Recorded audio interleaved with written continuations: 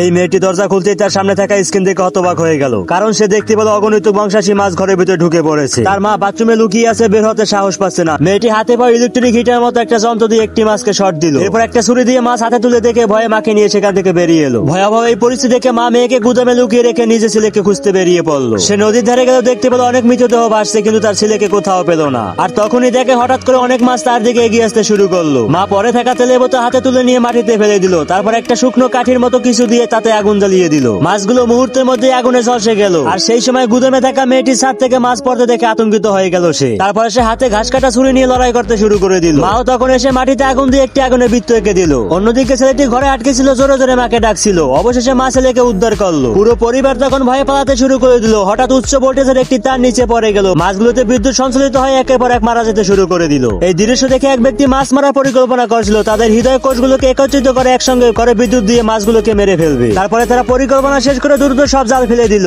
যখন তারা নেমে যাচ্ছিল, একজন সঙ্গী পা পিছলে পড়ে গেল সেই ফাঁদে। আর তখন মাছগুলো তাকে ঘিরে ধরলো। লোকটিকে রক্ষা করতে গিয়ে তার এক সঙ্গী চেঁচিয়ে বলো, দ্রুত বিদ্যুৎ সুইচ বন্ধ করো। সঙ্গী সাহসী ভাবে আত্মত্যাগ করলো, লোকটির উপরে উঠে দ্রুত বিদ্যুৎ চালু করলো। অনেক মাছ বিদ্যুৎ পেয়ে মারা গেল। পরিবারটি খুশি হয়ে একে অপরকে আঁকড়ে ধরলো। সবকিছু যেন শেষ মনে হচ্ছিল, কিন্তু হঠাৎ যখন একজন লোক পানি খাচ্ছিল, তখন সোজা নর্দমা থেকে আবার একটি মাছ উঠে এসে তার পা ধরে টানতে লাগলো। তো বন্ধুরা, যাওয়ার আগে তুমি এই ভিডিওটা কোথা থেকে দেখলে তা কমেন্ট করে বলতে ভুলবে না কিন্তু।